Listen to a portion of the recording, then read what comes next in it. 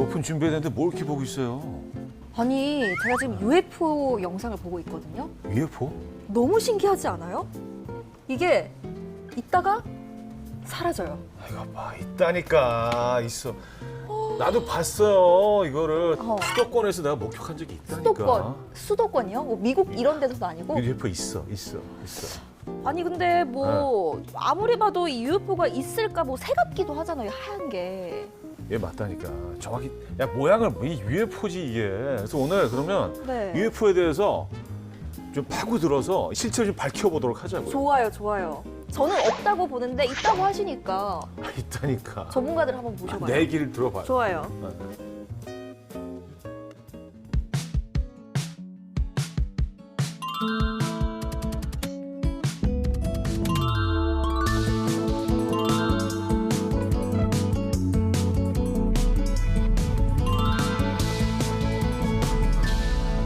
자, 오늘도 저희 카페에 오신 걸 환영합니다.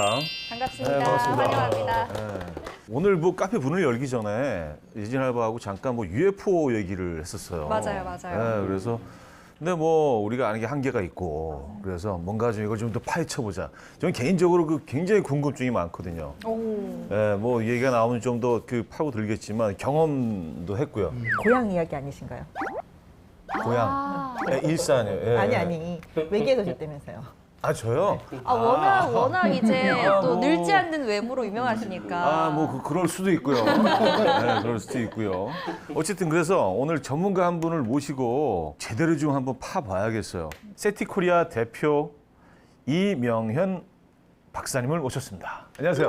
네, 안녕하세요. 반갑습니다.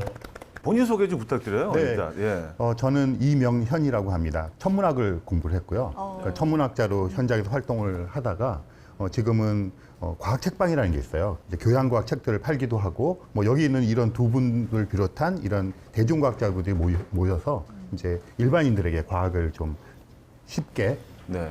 친절하게 이렇게 전파하는 그런 역할을 하고 있습니다. 네, 예진 알바님께서 네. 여기 사장님이시잖아요. 네. 저희 사장님. 아, 네. 아, 그래요? 지금 사장님과 직원이 사장님과 함께 네, 일을 하고 있는 이사님이 겁니다. 이게 굉장히 불편한 상황이거든요. 네, 저희는 뭐 호칭으로 합니다. 그러니까 평소에는 박사님 서로 그러고, 네. 이제 따질 거 있으면 따질 거 있을 때 사장님. 사장님. 아. 네. 그럼 제가 가슴이 철렁합니다. 그 분위기도 이렇게 손을 네. 다 모으시고. 그러니까 너무 좀 공손하신 것 같더라고요, 처음부터. 머리도 차분하게 이렇게 참하게 이렇게 모셔가지고. 그래서 이제 세티라는 게 외계 지적 생명체 탐색이라는 뜻이에요. 아, 그 주인말인가요? 네, 그러니까 보통 외계인이라고 부르면 되는데, 그러니까 저희들은 그걸 조금 이렇게 좀 뭐 있어 보이게 외계 지적 생명체 탐색. 그게 더 맞는 표현이겠네요. 외계인보다는. 네, 우리 같은 사람일 수도 있지만, 뭐 요즘에 인공지능 로봇 얘기하잖아요. 네. 그런 걸 수도 있잖아요. 그렇죠. 그런 게 지적일 수도 있어서 좀 포괄적으로, 그러니까 지구 바깥에 있는 인간 같은 것이든 아니면 어떤 지능을 가진 것이든 뭐 이런 것들을 찾아보자 하는 게 세티거든요. 지적 생명체. SETI거든요. 중간에 ET가 그 영어 ET의 그 엑스트라 토레스트리얼. 거짓말하지 마세요. ET. 진짜예요? 그거예요. 아, 진짜로요? 요 ET요. 네, 요 ET. 같은 글자예요, 같은 글자. 아, 그래요? 같은 그래서 글자예요. 이렇게요? 그 ET가 외계 생명체라는 거죠.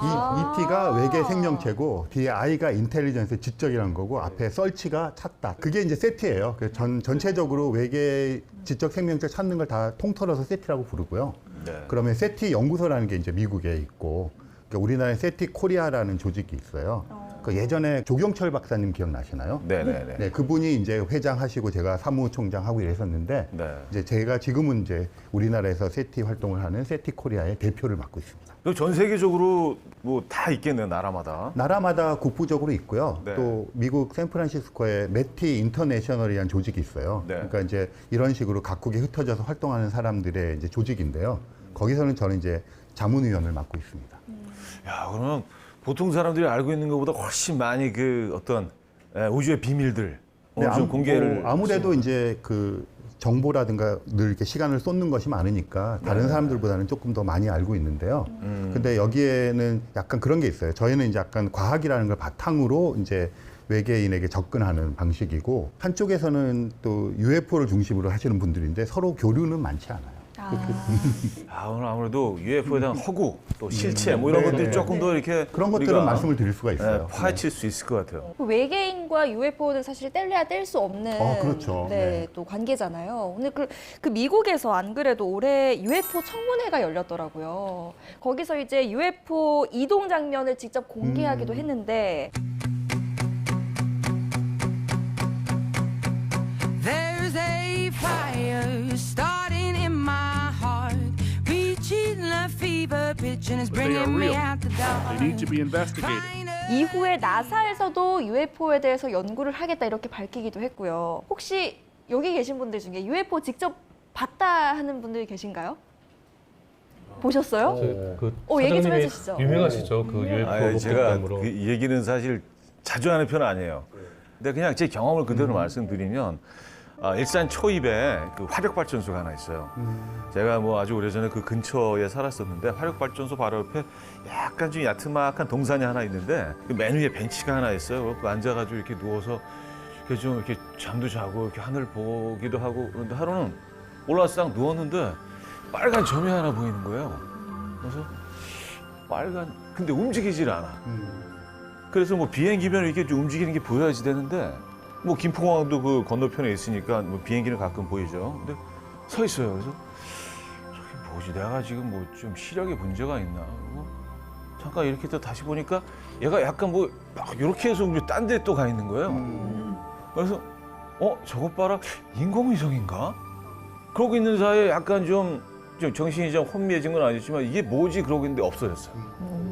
대낮에 보신 거예요? 아침 한 오전 11시 정도예요. 12시 뭐 전후로 오래전 기억이라 좀 가물가물하긴 한데 뭐 플러스 마이너스 1시간 정도. 그러니까 뭐 한 오후 1시간 이렇게 얘기하기 시작하면 사람들이 야, 너 뭐 시간도 제대로 모르면서 그래서 참 그래서 좀 곤란하긴 해요. 예, 근데 딱 그 시간대에 목격을 했는데 사실 UFO의 존재를 저는 믿지는 않거든요. 그렇기 때문에 좀 의문을 가져보자면, 제기를 해보자면 네네. 주변에 화력발전소가 있었다고 하셨잖아요. 화력발전소가 있죠. 그 어떤 그 화력발전소에서 뭐 내보내는 어떤 불꽃 같은 게 아니었을까라는 생각이 드는데 어떤가요? 뭐 그럴 수도 있는데 네. 이게 그러기에는 제가 여기 누워 있었고 화력발전소 이쪽에 그리고 별은 그 빨간 점은 저쪽에 있었어요. 그리고 아주 높은 곳에 있었기 때문에 이게 그럴 수도 있겠네. 여기에 대해서 어떻게 생각하세요? 그 보통 이제 그런 목격담들이 있잖아요. 네. 근데 그 목격담들까지 폄훼할 필요는 전혀 없을 것 같아요. 네, 그렇죠. 그러니까 본 거는 본 거잖아요. 그리고 사실 그 칼 세이건이라고 하는 코스모스 썼던 그 천문학자 그분도 그런 에피소드가 있어요. 그 밥을 먹고 있는데 주변에서 같이 먹던 사람들이 막 테라스 나가가지고 뭐 위에 몇 개 막 UFO가 떠다니는 거를 같이 목격을 했어요. 그러니까 그거는 인정을 하는데 가서 조사를 해보니까 이제 미군 기지에서 제트기로 올라갔던 그런 거였다. 그렇게 이제 그래서 사실 저는 그 봤다는 것에 대해서 의심하지 않아요. 네네. 그런데 이제 그게 정체가 뭐냐. 지금 말씀하신 대로 화력발전에서 멀 수도 있고 비행기라고 하더라도 이렇게 올 수도 있잖아요. 그냥 내 쪽으로. 그럼 정지해 있는 것처럼 보일 수 있잖아요. 이렇게 다가오고. 그러네요. 멀리서. 이렇게 오면. 그러기도 하고 높이 올라가 있으면 얘가 그 동체는 안 보이고 빛만 보이니까 점처럼 보이니까 얘가 돌아도 그러니까 점이 이렇게 돌면서 우리 쪽에 안 보이다가 또 다른 점으로 가서 빛이 보일 수도 있잖아요. 아니면 뭐 그런 의심도 해봤어요. 반짝이 프린트를 붙여놓은 풍선일 수도 네, 있겠다. 맞아요. 네. 그래서 그것도 그 상당히 그런 게 예를 들어서 어린이날 같은 때 있잖아요. 네. 한 오후 6시쯤 되면 일제히 그 은박지 하트 모양의 풍선을 아이들이 놓쳐요. 집에 가야 되니까. 갖고 가다가. 집에 가지고. 네. 그러면 그 서쪽 하늘에서 해가 지고 있으면서 이게 비칠 거 아니에요. 그때 한 5개로 점이 보였다가 반사가 6개로 보였다가 4개 보였다가 20개 보였다 이러면 막 UFO가 편대로 날아가다가 보였다 안 보였다 막 이렇게 보이거든요. 현대 비행을 하는 것처럼.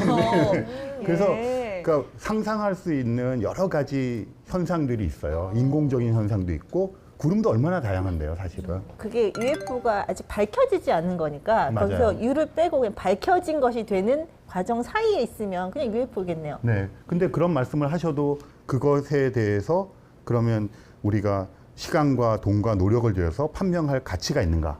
그게 문제인 거죠. 가치는 뭐 크게 예, 예. 네, 그러니까 그냥 이제 이제 제 기억이 한 켠에. 그러니까 그것에 대해서 다른 사람들이 공항, 화력발전소, 군 다 연락을 해가지고 시간 맞추면 아마 뭔지 알아낼 수 있는 확률이 높을 건데 그렇게 안 하는 거죠. 근데 이제 아무도 그걸 그렇게 진지하게 받아들이지 않은 것 같아요. 맞아요. 네네네. 아주 옛날부터 뭔가 하늘에서 이상한 걸 보긴 봐왔어요. 그런 봤죠, 기록들은 맞아요. 있고 옛날 사람들은 뭔가 이상한 게 있으면은 천사라고 생각했을 거예요. 그렇죠. 요즘 사람들은 UFO가 되는 거죠. 뭔가 그럴 수도 있겠네요. 네, 뭔가 이제 시대에 따라서. 예, 꾸준히 사람들은 봐왔어요 하늘에서. 그러니까 2차 세계대전 때 이제 비행기가 날아다니면서 많아졌잖아요. 그 이전에 비행기가 없던 뭐 1800년대 말 이런 때는 UFO가 아니라 USO라는 게 유행을 했어요. USO요. Unidentified Submarine Object. 미확인 뭐 잠수 물체? 그러니까 뭐 저희 버뮤다 삼각지대 이런 거 얘기하잖아요. 그러니까 그땐 떠다니는 걸 못 보니까. 그러니까 약간 그런 식의 어떤 스토리를 만들어서 우리가 막 즐기고 유통을 하잖아요. 예. 뭐 그런 것들에 그러니까 본 거는 본 건데 그것에 대한 해석은 그럴 가능성이 꽤 있다고 볼 수 있죠. 그럼 단도직입적으로 그 제가 뭐 전문가시니까 여쭤보겠습니다. UFO가 있나요, 없나요? 길게 말하지 않고 짧게 말하면 있다라고 저는 말해요. 있잖아. 있는 거하고 보신 게 UFO인지 하고는 아, 다른 그렇죠. 거죠. 뭐 네. 그건 또 다른 얘기일 수도 그러니까 저는 있지만. 지금 보신 것처럼 우리가 그 노력을 들이지 않기 때문에 모르거나 네. 노력을 들여도 또 판명이 잘 안 되는 것도 있고 그래서 그 모든 UFO 목격담은 저는 그냥 작정하고 속이는 게 아니라면 다 사람들이 UFO를 봤다고 생각해요. 하나 좀 더 네네. 추가적으로 여쭤보고 싶은 건 외계인이 있다고 생각하십니까? 그것도 외계인이 있냐고 물어보면 네. 길게 답 안 하고 짧게 답하면 있다. 아, 있다. 네. 오. 그런데 UFO가 외계인이 타고 온 우주선이냐 물어보면 저는 그렇지 않을 가능성이 거의 99.9%다. 이렇게 아, 말씀드리거든요. 그래요? 네. 99.9%. 근데 UFO는 100%예요. 있는 거예요. 아, 왜냐하면 내가 모르면 UFO. 무거우니까. 저는 아까 너무 확실하게 UFO는 없다라고 말씀을 드려가지고 제가 틀린 건가 싶기도 하고. 그러니까 과학자들이 100%라고 얘기하면 확신해서 얘기하면 그 뒤에 따라 붙는 게 굉장히 많아요. 그래서 의심하셔야 돼요. 사실은 뭐 전 세계에서 많은 목격담들이 있잖아요. 맞아요. 그리고 어떤 맞아요. 것들은 뭐 엄청 많더라고요. 화면에 담겨 있기도 하고 요즘 뭐 다 이제 핸드폰으로 갖고 다니니까 떠도는 동영상들도 너무 많은데 대표적인 것들을 좀 정리 좀 해주시죠. 먼저 1947년에 뉴멕시코주 로즈웰에서 정체불명의 비행 물체가 발견된 로즈웰 사건이 있잖아요. 로즈웰. 1947년 7월 8일 미국 뉴멕시코주의 일간지는 육군 항공대가 비행 접시 잔해를 발견했다라는 기사를 실었습니다. 그러나 미 육군 항공대는 다음 날 이를 번복하며 기상관측용 기구였다는 보도 자료를 냈는데요. 30년이 지난 잔해를 수거했던 육군 항공대 중령이 이것은 외계에서 온 것이라는 증언을 했고 1995년 로즈웰 사건 당시에 잡힌 외계인의 부검 영상이 공개되며 논란에 다시 불을 지폈습니다. 이후 비행물체와 외계인을 봤다는 로즈웰 군 관계자들의 잇따른 증언으로 현재까지도 최대 미스테리로 남은 사건입니다. 이 로즈웰 사건이 사실은 뭐 대표적이잖아요. 전 세계인들이 다 알고 있고 끊임없이 재생산되고 재소비되고 근데 뭐 이게 어느 정도 의혹이 뭐 다 밝혀졌다는 얘기도 있고 또 아닌 것 같기도 하고 어떻게 된 거예요 도대체? 그럼 저는 뭐 한 두 가지 정도 간단히 말씀을 드리면 하나는 로스웰에 제가 한 2번, 3번 갔었거든요. 역시 가서 한 이틀 지나면 일단 뭔가 나와줘야 될 것 같아요. 너무 심심해요.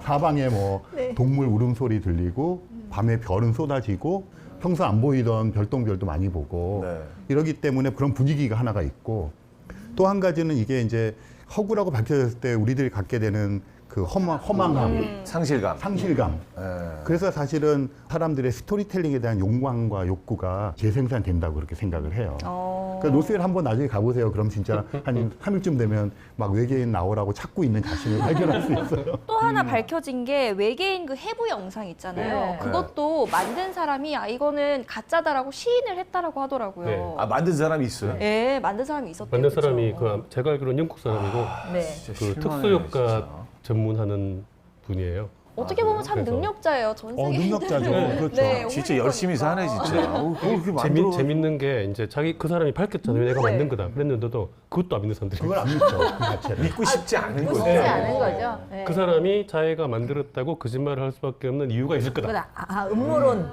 뒤에 뭔가가 누가 압력을 넣었을 거다 이런 생각하시는 거죠. 저는 이거를 이제 뭐 좋다 나쁘다 뭐 진실이다 이렇게 하는 차원은 이미 넘어가는 사건이라고 보고 그렇다면 이거는 일종의 뭐라 그럴까요? 그 스토리텔링하는 인류의 문화유산.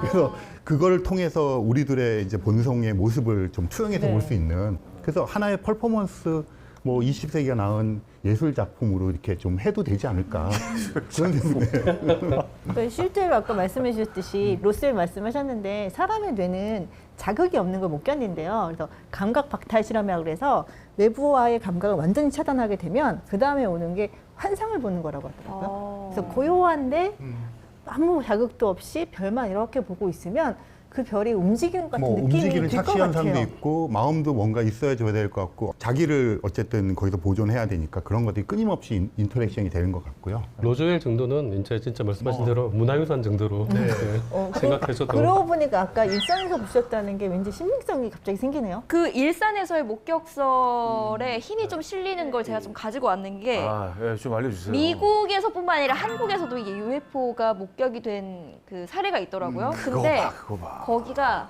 가평이었어요.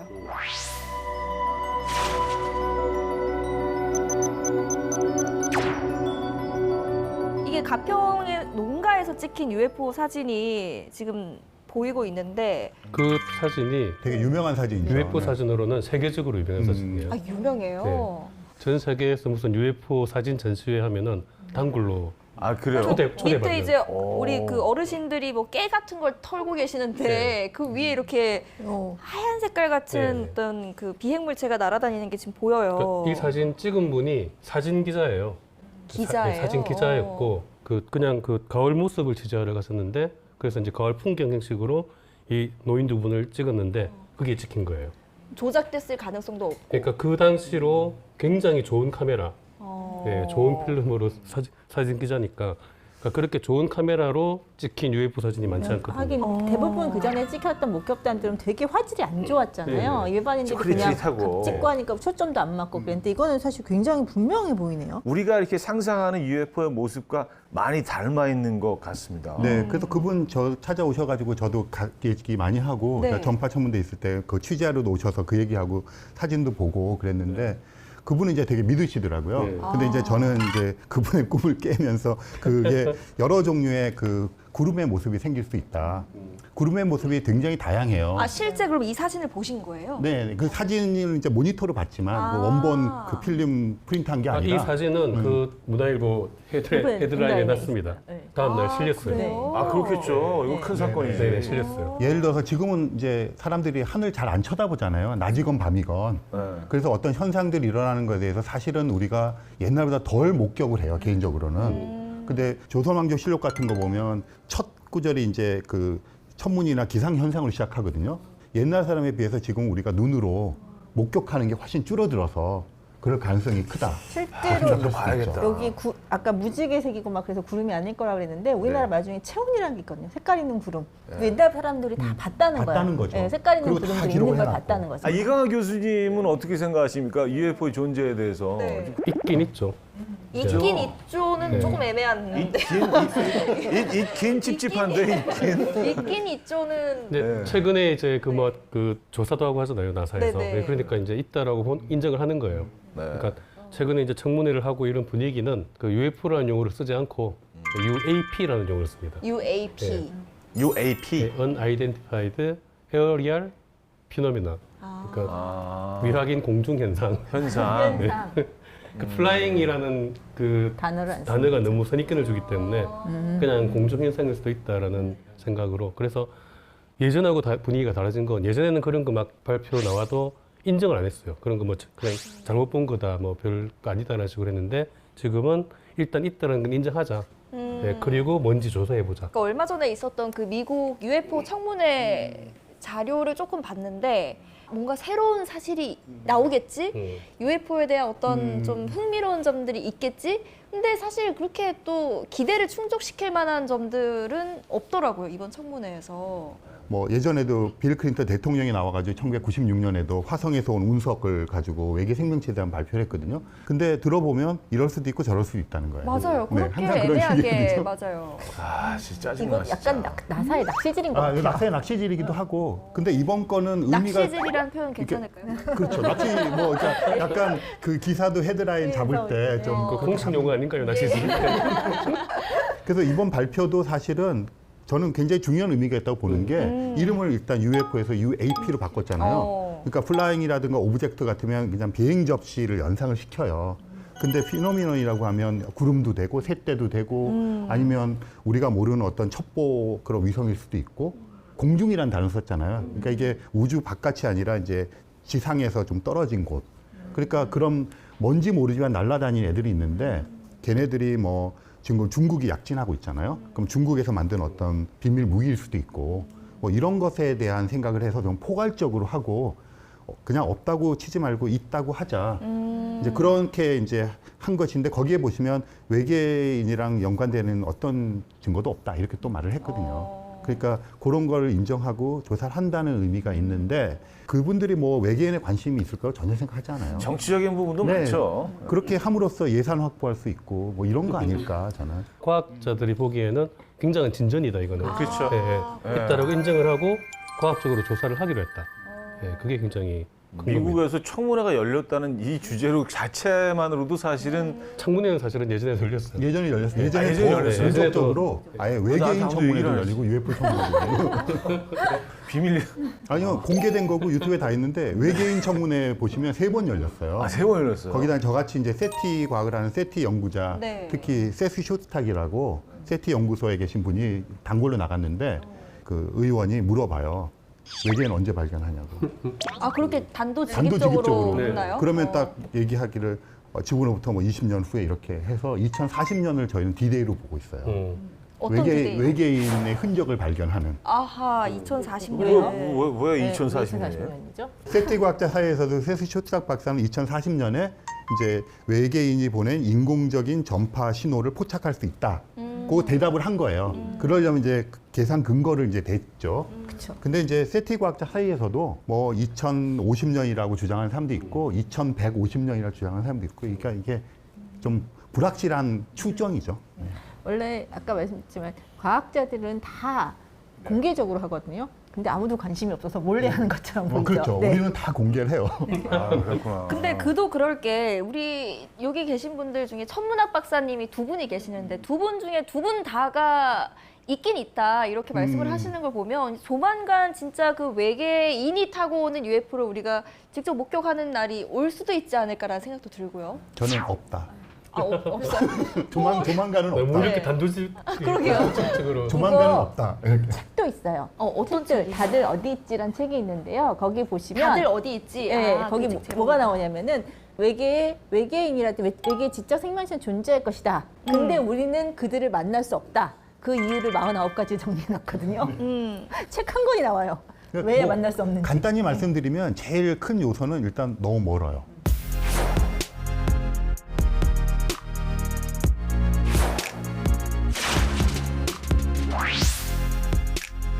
만약에 외계인이 오늘 지구에 도착을 했다면 그 외계인은 언제 자기네 별에서 출발을 한 걸까요? 진짜 엄청나게 그리고 중력을 다룰 수 있어서 공간을 휘어갖고 오면 진짜 순간적으로 뿅 올 수가 있어요. 어제 출발했을 수도 있고 네네, 그럴 조금 수도 전에 있어요. 출발했을 수도 그렇게 있고 상상은 우리가 하죠. 왜냐하면 우리가 중력도 알고 중력파에 대해서 알고 공간이 휘는 것도 알기 그렇게 때문에 따지면은 이론적으로는 내일 모레 출발해서 오늘 도착할 수도 있는 그렇죠. 거고. 과거로 갈 수도 있고 뭐 공간을- 시간 개념 자체가 그렇죠. 공간과 시간이 뭐 그러니까 이렇게 막 그런 외계인들은 그럴 수 있는 가능성에 대해서 우리가 이론적으로 알고 있어요.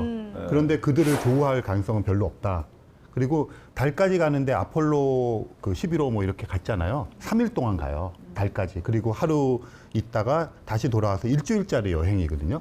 근데 화성까지 가는 데는 지금 뭐 퍼서비어런스 이런 게 활동하고 있긴 한데 가는데 한 6, 7개월이 걸려요. 가까울 때. 그 정도 거리고 명왕성에 갔던 뉴 호라이즌스라고 하는 그게 9년 걸렸거든요. 그리고 좀 보이저라고 하는 게 1977년에 발사가 되어서 지금 태양계 밖으로 나가고 있는데 대략 명왕성 거리 한 5, 6배를 갖고 있어요. 근데 걔가 이제 태양계의 진짜 끝이라고 할 수 있는데 오르트 구름이라고 있거든요. 약간 혜성이 되는 꼬리 없는 얼음 알갱이들의 혜성들이 모여 있는데 네. 그까지 지금의 속도로 뭐 1초에 한 15에서 17km. 그러니까 엄청 빠른 거죠. 그 속도로 가도 오르트 구름에 도달하려면 3만 년이 걸려요. 그리고 만약에 우리 정도보다 약간 더 뭐 100년 이렇게 발달한 존재라면 로켓을 띄우는데 제너레이션 쉽이라고 불러요. 그러니까 세대가 거듭하면서 가는. 근데 우리 같은 몸뚱아리 안 될 거고 인공지능 로봇에다가 뭐 우리 이 의식을 스캔을 떠가지고 집어넣고 스위치를 끄는 거죠. 그리고 뭐 한 1000년 가는 거예요. 그리고 가서 스위치를 켜고 그러면 우리가 조우할 수 있는 저는 가장 현실성 있는 외계인의 모습은 인공지능 로봇 형태가 될 것 같아요. 그런데 이제 태양계 내에는 화성이나 뭐 목성의 위성에는 뭐 박테리아 있을 것 같긴 한데 지구인 같은 거는 지금까지 아는 바로는 거의 없을 것 같아요. 만화 영화 있었잖아요. 뭐였죠? 은하철도 999. 오, 맞아요. 저는 그걸 본 세대는 아니어서. 저도 사실은 간접적으로 저 뒤에 포스터가 있는데 그러네요. 저도. 그래서 저는 뭐 저거 어렸을 때 진짜 열심히 기차를 봤는데요. 타고 기차 타고 가면서 이제 뭐 여러 행성에 뭐 이렇게 그 거기 살아있는 그런 존재들 만나고 뭐 이런 얘기잖아요. 이거는 그냥 뭐 있을 수가 없는 얘기네요. 네. 그 몇 년 전에 다른 태양계에서 날아온 애가 있다가 지금 벗어나고 있는데 이름이 되게 재밌어요. 오무아무아. 오무아무아. 보이죠? 뭐 이런 뜻이래요. 근데 걔가 태양계 바깥에 있는 다른 행성계에서 와가지고 날아갔는데 궤도도 되게 이상하고 속도도 그래가지고 혹시 걔가 외계인이 타고 온 우주선이 아닐까. 이래서 그것도 조사를 해봤어요. 그러니까 전파도 해보고 그랬는데 증거는 없고 얘가 너무 멀리 가서 이제 관측을 못 하거든요. 그래서 약간 그 외계인들이 온다면 뭐 그냥 우리가 생각한 로켓을 타고 갈 수도 있지만 이런 소행성이라든가 해성이라든가 얘네들을 일부 개조를 하는 거죠. 거기다가 이제 그 약간 친환경적인 어떤 도시를 만들어서 걔네들을 어차피 도는 속도가 있으니까 좀 바꿔가지고 나타나는 뭐 이런 것들도 생각해 볼 수가 있죠. 제너레이션은 거듭해서 와야 되니까, 와야 되니까. 뭔가 거주지가 있어야 거주지가 되잖아요. 있어야 되는 거죠. 와, 얘기를 들으면 들을수록 이 상상력이 너무 막 자극이 되는 것 같아요. 근데 이게 이제 어떻게- 차이점이 이런 말을 그냥 우리가 재미로 하는 게 아니고요. 네. 프리만 다이슨이라고 하는 굉장히 유명한 그 천체 물리학자가 있는데 네. 그분이 1960년대 초반에 논문으로 썼어요, 이런 거를. 논문으로요? 네, 그것도 네이처 사이언스 이런 논문 거기 잡지에다가 그럴 가능성에 대한 걸 썼어요. 그 은하철도 999 보시면 네. 기차 타고 가다가 계속 중간중간에 정차를 하잖아요. 네, 잠깐 아직 우리 은하를 못 벗어났다는 얘기예요. 아, 그러네. 네. 우리 은하를 벗어나면 안드로메다 갈 때까지는 아무것도 없어요. 아. 근데 우리 은하를 벗어나지도 못했기 때문에 안드로메다 은하까지 가려면 빛의 속도는 250만 광년을. 250만 네. 년. 네. 근데 사실 지금 그 은하철도 999 제가 끝까지 다 봤는데 아직 우리 은하를 못 벗어나.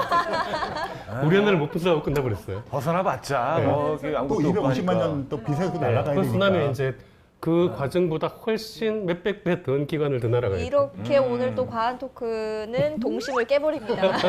다른 곳에 어떤 그 제3지대 같은 곳에서 왔을 가능성은 없나요? 지구 공동설. 뭐 내가 지구 밑에 있는 어떤 문명체에서 왔다 또는 뭐 소련에서 만든 거다 뭐 이런 얘기가 많았었죠. 아틀란티스. 뭐 그런 거. 옛날에는 화성인, 금성인 다 있어요. 화성인들도 막 지구에 온다 그러고 금성인 만난 사람 저도 만나본 적 있어요. 그러면 UFO가 외계에서 왔다는 증거는 하나도 지금은 축적된 게 없나요? 지금까지 남아 있는 단 게 한 없나요? 건도 없어요. 한 건도 단 없어요? 한 건도. 네. 갑자기 너무 실망하시는 표정. 하나라 한 건만 있으면 되는 네, 거죠. 한 건만 있으면은 증거가 인정하는 있는데 건데. 그렇게 목격담도 그렇게 많고 한데 증거가 하나도 없다는 거는 그건 이거 이거 약간 좀 뭐 이상한데? 이렇게 잡아가지고 보초를 서고 있을 수도 없고 왔을 때 잡아가지고 좀 분석을 좀 할 수 있도록. 그리고 이제 이거 하나 먼저 말씀드릴게요. 이제 UFO 목격담 중에 네. 광속으로 빛의 속도로 막 순간적으로 이동했다 이런 얘기 하잖아요. 빛의 속도로 움직인다는 게 어떤 것인지를 우리가 알아야 되는데 빛의 속도로 움직일 수도 없을 뿐더러 그러니까 거의 빛의 속도의 99.9%로 움직인다고 치면 제가 퇴근하는 네. 발걸음을 보고 저희 부장님이 이제 너 빛의 속도로 가는구나라고 하거든요. 근데 그게 굉장히 위험한 상황인 게 네. 빛의 속도로 물체가 움직이잖아요. 그럼 이제 이 공기 속에는 뭐 알갱이들 있잖아요. 원소들이 그쵸, 그쵸. 있는데 그 원자 핵 같은 것도 있고 그러면 이 정지에 있는 공기의 원자 핵에 얘네들도 이제 원자로 이루어졌을 거 아니에요. 빛의 속도로 달리는 원자 핵이 충돌하는 상황이에요. 네. 그런 걸 우리는 핵폭발이라고 불러요. 아. 그러니까 UFO가 빛의 속도가 날랐다는 얘기는 그 옆에 있는 그 공기 속에 있는 원자랑 핵폭발을 일으키고 이게 가면서 연쇄 핵폭발을 일으켜서 우리는 멸종할 거예요. 그리고 빛의 속도가 초당 지구 7바퀴 반 돈다면서요. 눈에 보일 수가 없어요. 움직이다 임진이 보였다는 치더라도. 소리는 눈에 보일 수가 없는 네. 거죠. 그래서 이제 그런 것들이 과학자들한테 납득이 돼야 되는데 어느 거 하나 납득되는 얘기가 없는 거죠.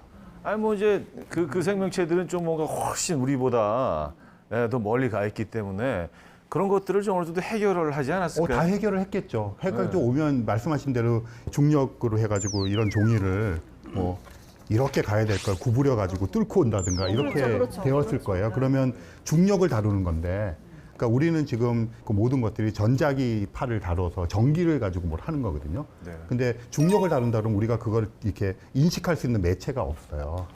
그러니까 설사 여기 와가지고 지금 이거 보면서 옛날 추억이네 막 이러고 옆에 앉아 있을 수도 있는데 우리가 인지할 가능성이 숨어 거의 있는 거 없어요. 아니에요, 어디가에? 그렇죠. 여기 막 있을 수도 있어요. 그러니까 여기 올 정도 수준이면은 우리한테 안 들키는 거죠. 안 들키는 거죠.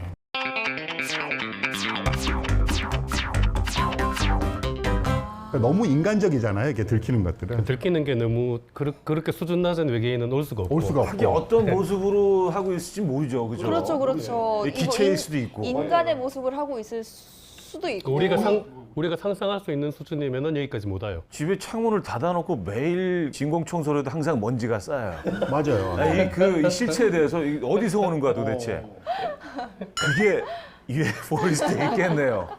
외계 생명체. UFO가 굉장히 작을 수도 있죠. 그렇죠. 그렇죠. 아주 미소할 수도 있죠. 그러니까 이제 이강원 박사님 말씀하신 것처럼 이게 이제 되게 슬픈 딜레마인데요. 우리 정도 수준이 되면 이제 외계 생명체 흔적 같은 거 찾는 이런 노력도 하고 그럴 수 있는데 가보지는 조우는 못해요. 그리고 너무 발달돼서 오면 우리의 관심도 없을 뿐더러 우리가 알아차지를 못해요. 그래서 이게 외계인을 조우한다는 게 그런 딜레마가 있고 너무 안타까운 일인 거죠.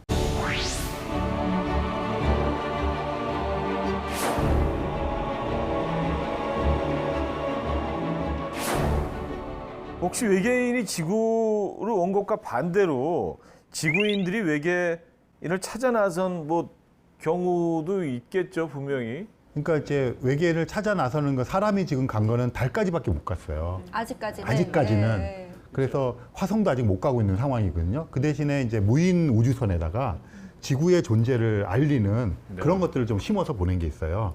그러니까 1972년, 73년에 파이어니어 10호와 11호가 있는데 네. 거기다가 이제 현판을 하나 붙였어요. 이렇게. 그래서 거기에 보면 사람의 모습도 들어가 있고 뭐 지구의 위치도 들어가 있고 뭐 이런 것들을 이렇게 붙여가지고 보낸 게 있고요. 보이저호에다가는 아예 그렇게 한 장이 아니라 LP판 3장을 금속으로 만들었어요. 그래서 거기다가 안녕하세요도 들어가 있는 이제 여러 언어로 되는 인사말, 그다음에 지구를 대표하는 음악, 지구를 대표하는 그림, 이런 것들을 그런 다 것도 다시 넣었다면서요? 네. 그 사랑에 빠진 여성의 뇌파. 맞아요. 그게 보이저호에 붙인 게 LP판 3장인데 보이저 골든 레코드라고 부르는데 그 총책임자가 코스모스 쓴 칼 세이건이었어요. 근데 그 당시에 거기가 6명이 멤버인데 칼 세이건의 부인 린다 샬츠먼이라는 분도 그 아티스트라서 거기 참여하고 있었고 나중에 3번째 부인이 되는 앤드류안이라는 분이 거기 참가를 하고 있었는데 앤드류안과 앤드류안의 약혼자까지 참가를 하고 있었는데 그 보이저 골든 레코드를 만드는 과정에서 앤드류안과 칼 세이건의 사랑에 빠진 거예요. 상당히 지구적이네요. 그렇죠. 그 프로젝트 하는 중에 사랑에 빠졌는데 그 지구인의 뇌파를 찍어서 그거를 거기다가 그러니까 바꿔갖고 보내자는 것이 날짜가 이미 스튜디오 날짜가 잡혀 있었어요. 근데 그거 며칠 전에 둘이 사랑에 빠진 거예요. 그래서 그거를 앤드류안이 뇌파를 찍었는데 그러다 보니까 사랑에 빠진 지구 여성의 뇌파가 찍힌 거예요. 어허. 그래서 그게 들어가 있고 그걸 의도하진 나중에 않았지만. 의도하진 않았지만 우연히. 네, 그래서 그걸 나중에 이제 그렇다는 걸 밝혔죠. 어디서부터 어디까지가 외계인 거예요? 좀 정리를 좀 해주시죠. 정말 중요한 질문인데요. 네. 저는 그거 가지고 2시간 강의한 적도 있어요. 외계가 무엇이냐. 짧게. 예, 짧게. 그러니까 이게 말장난하는 건데요. 여러분이나 저는 지금 지구 안에 살고 있나요? 지구 밖에 살고 있나요? 이렇게 물어보면 지구 지구 위에. 표면에 살고 있죠. 지구 표면에 이렇게 있잖아요, 보통. 네. 네. 땅 파봤자 뭐 몇백 미터고. 네. 그러면 우리는 외계인인가요? 지구인인가요? 이렇게 질문하기 시작하면 우리가 외계인이라고 주장할 수도 있는 거잖아요. 그러니까 외계란 한계가 있잖아요. 여기는 지금 지하니까 네. 지구 깊숙이 들어와 우리는 있긴 지구인인가? 하네요. 예. 그렇죠. 그게 애매해서 조금 더 지구인에 가깝긴 정했어요. 어디를 올라가면 외계, 정해져 있나요? 거기를 갔다 오면 우주. 그래서 대략 표면에서 100km. 아, 100km. 100km를 지구로부터 갔다, 100km. 거기를 갔다 오면 우주인이라고 불러줘요. 아. 그래서 우리 한 전 세계적으로 600명 정도 있어요. 왠지 외계하면 좀 더 멀리 가야 될 것 같은 그런 느낌은 있어요. 요즘은 하도 이제 우리 시야가 또 넓어지다 보니까 외계 행성이라는 말을 쓸 때는 태양계가 제외한 태양 주위를 제외한 다른 별, 다른 별. 태양이 아닌 다른 별 주변을 도는 행성을 외계 행성이라고 그러거든요. 그러니까 이제 외계 지적 생명체 그러면 그걸 벗어나서 달에 있던 뭐 화성에 있던 그렇게 태양계 내도 외계란 말을 쓰는데 말씀하신 것처럼 외계 행성 그럼 태양계 바깥에 있는 그래서 약간 그 외계란 말 가지고 하루 종일 얘기할 수가 있다는 게 그런 의미예요. 태양계는 약간 좀 우리 네, 우리 개념인데 영역이니까. 외계 생명체 얘기할 때는 태양계에 대해 생명체 발견돼도 지구 바깥이니까 그건 외계라고 쳐주고 이런 거죠. 화성에서 미생물이 발견되면 얘는 외계 생명체거든요. 예. 그렇죠. 네, 근데 이 또 외계 행성의 또 외계는 아니고 우리도 보면 왜 근거리가 있고 왜 원거리가 있는 것처럼 그 근거리 우주가 있는 거고 외계가 있는 거고 이렇게 원거리 외계가 있는 거고 그렇게 이제 구분을 하는 거죠.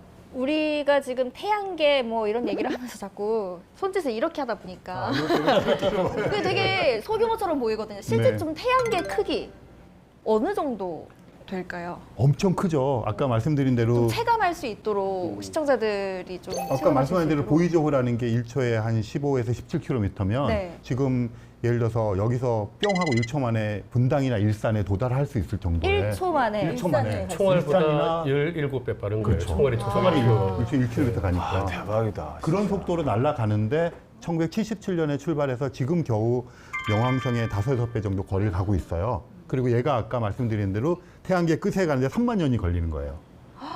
그러니까 그 정도면 너무 넓고 태양계 자체도. 그런데 이런 태양계 같은 게 수천억 개가 모인 집단이 우리 은하예요.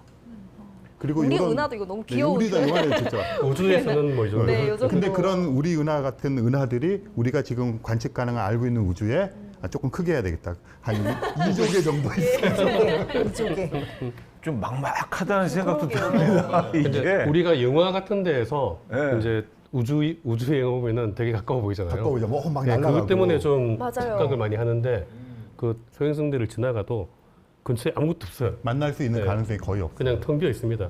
저희 어머니가 이런 말씀을 저한테 해주신 적이 있어요. 제가 어렸을 때 너무 이제 그 힘든 일을 겪었나 봐요. 제가 기억은 안 나는데 그 어머니한테 이제 그걸 상담을 드리니까 우주에서 널 바라봐 이렇게 하시더라고요. 오. 개미보다도 보이지 않는 존재일 거잖아요. 그러니까 정말 그 아무것도 아닌 그런 말씀을 하실 수 있는 정말. 그 어머니 철학자시네요. 네. 흔하지 않은데. 대단하신데? 대단하신데 엄마 잘했나요, 저? 그게 약간 지금 말씀하신 게 우주에서 바라본 지구가 되게 상징적인 두 사건이 있었어요. 아폴로 17호가 달에 가는 중에 거기 동그란 지구를 칼라 사진을 찍었어요. 교과서에서 나오는 그 칼라 그거, 사진. 그래서 네. 그걸 블루 마블이라고 부르면서 푸른 보석. 그래서 지구의 별명이 되었거든요. 그러니까 온전하게 동그란 지구를 직접 사람의 눈으로 목격하고 사진을 찍은 첫 번째 사건이에요. 그러다가 1990년 2월 14일 날 그 지금 조금 말씀 보이저호가 해왕성 궤도 근처를 날아가고 있었거든요. 그때 그 코스모스를 쓴 칼 세이건이라는 천문학자가 태양계 가족 사진 찍자. 보이저호는 이제 멀리 날아가니까 그래서 가족 사진을 찍었어요. 그때 찍힌 지구의 모습은 그냥 점이에요. 그래서 그걸 페일 블루 도트, 창백한 푸른 점. 아, 점. 네. 그래서 그걸 보면 그 속에 1990년 2월 14일 날 조금 있으면 걸프전 일어나고 막 이런 상황인데 너무나 고요한 점이고 블루 마블도 마찬가지고 그래서 어머님 말씀하신 게 네. 그렇게 바라보면 아무것도. 그렇죠. 네. 그리고 1990년이랑 1972년에 저는 그 지구에 살고 있었는데 여기 지금 그때 없었던 그때 계셨어요? 아니요, 저는 네. 존재하지 그러면 않았습니다. 그때 아마 뭐 산소였거나 수소였거나 이렇게 뭐 예, 흙 산소 속에 있는 시절. 철이었거나 예, 뭐 예. 이러셨을 거예요. 그러니까 저는 그때 버젓한 사람으로 살고 있었는데 네. 그런 거 생각하면 그쵸. 그러니까 어머님이 정말 대단하신 그래서 이게 뭐 우주에 대해서 조금 더 알면 알수록 진짜 사람이 먼지 같은 존재라고 생각했는데 사실은 지구가 먼지보다도 작은 그렇죠. 맞습니다. 그래서 이 존재에 대해서 생각을 하게 되고 그러면은 이게 과학적으로 풀 수 있는 이렇게 너무너무 광활하고 어렵기 때문에 우리 철학적으로 종교적으로 접근하는 게 그럴 것 같아요. 마음이 편한 그러네요. 그 지점에서 이제 갈라지는데요. 네. 그 고전적으로 이제 이런 기원에 대한 문제, 예. 생명의 기원, 우주의 기원을 종교 철학에서 담당해 줬잖아요. 그렇죠. 그래가지고 이제 이렇다 말했는데 과학은 좀 다른 것은 계속 관측을 하거나 실험을 해갖고 실제로 보여줘요. 그렇다. 그리고 모르는 게 있으면 또 찾아보자. 어쨌든 다는 아니지만 조금씩 어쨌든 내가 납득할 만하게 해결이 되어 가면서 가는 거죠. 근데 종교나 철학은 그 자체의 담론 자체가 실증적인 걸 찾는 게 아니기 때문에 그렇죠. 그냥 그런 거니까 어느 순간에 위안을 받은 사람들도 답답해질 수가 있잖아요. 근데 과학은 어쨌든 그 한 가지씩 진짜 그렇다는 걸 보여주면서 가잖아요. 그러면 이제 더 큰 답답함이 오기도 하겠죠. 이거 하나를 알면 열을 알고 싶어지는. 그래서 과학을 사실은 결과의 학문이 아니라 과정의 학문이라고 얘기를 해요. 그러니까 예전에는 뭐 일시골식이라든지 해성이라든지 뭐 운석이라든지 다 종교 비슷하게 설명했잖아요. 모르니까. 근데 이제 과학이 밝혀내면 낼수록 그 영역이 점점 줄어드는 거예요. 종교 영역이 점점 줄어들어서 지금 상당히 많이 좁혀져 있죠. 그래도 이제 모든 걸 다 설명하지 못하니까 예, 그 길로 꽤 오래 살아남지 않을까 싶어요.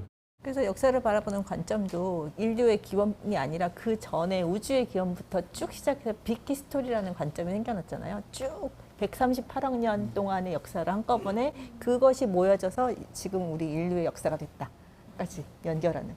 근데 그 시선을 보고 있으면 되게 신기해요. 어떻게 이런 사건이 정말 확률적으로 굉장히 낮은 확률일 것 같은데 어떻게 이렇게 이어져서 여기까지 왔을까가 또 다른 그 천문학의 매력이고 또 굉장한 그 신비함인 것 같아요.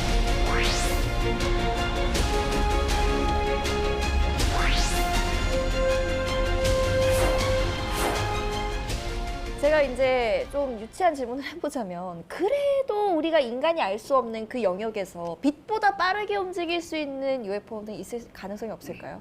그러니까 일단 우리가 지금 현대 과학의 기초가 양자역학과 상대성 이론이 물리과학 쪽이고요. 네. 그러니까 진화 이론 쪽, 저쪽이 이제 생명과학 쪽이, 그러니까 그 틀 안에서 우리가 이런 얘기를 하고 있는 거예요.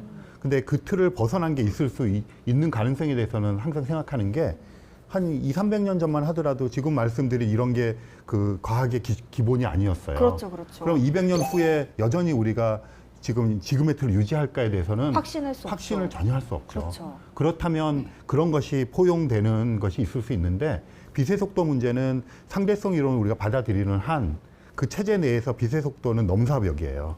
그러니까 그게 전제되고 나서 얘기를 하기 때문에 만약에 빛의 속도보다 한꺼번에 빨리 움직이는 어떤 입자를 발견했다. 그럼 그냥 상대성 이론 그날로 날아가는 거예요. 다시 시작해야 되는 거예요. 다시 시작해야 네. 되는군요. 그래서 되게 흥미롭죠. 그러면 좋겠어요, 저는. 좋겠어요? 네, 그러니까 뭐를 알아가는 건 좋지만 우리가 알고 있던 게 다 틀렸다. 너무 신나지 않아요? 그러면? 별난에서 오신 분 같다라고 네. 하시는데 과학적 얘기 이렇게 실컷 하시면서 끝에 가서는 이거 다 아니었으면 좋겠다라고 말씀하시는 그러네요. 거예요. 이제 과학자들은 기본적으로 두 가지거든요. 한 경이로움을 느끼면서 의심하거든요. 그러니까 경이로움만 느끼는 것은 이제 아마추어 천문가들은 이제 되게 아름답다 이러는데 과학자가 천문학자가 아마추어 천문가 다른 것은 그걸 의심하는 거예요.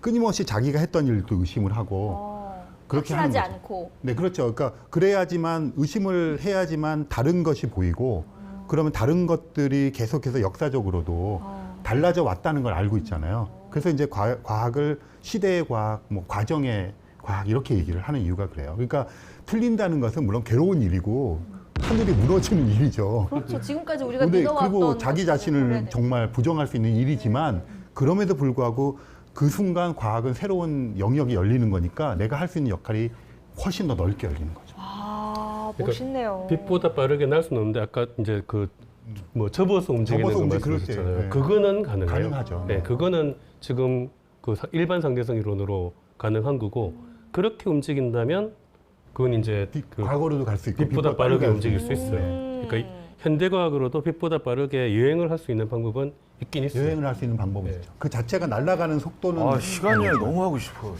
언제로 돌아가고 어디 싶어요? 언제로요? 저는 약간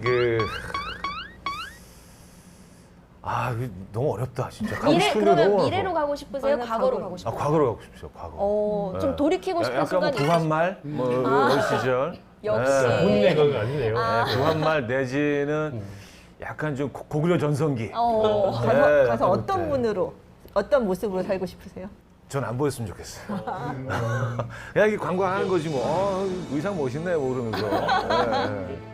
과거에 진짜 우리 선조들이 어떻게 살았는지 그 의상과 그 생활 양식 이런 것들을 진짜 한번 느껴보고 싶기는 해요. 그 건축물들은 또 어땠는지 지금 우리가 상상하는 것들만 있긴 하지만 실제로 많이 불타버린 문화재들 이런 것들이 있을 거 아니에요. 그래서 진짜 어떤 모습이었는지 그런 거 좀 궁금하긴 합니다.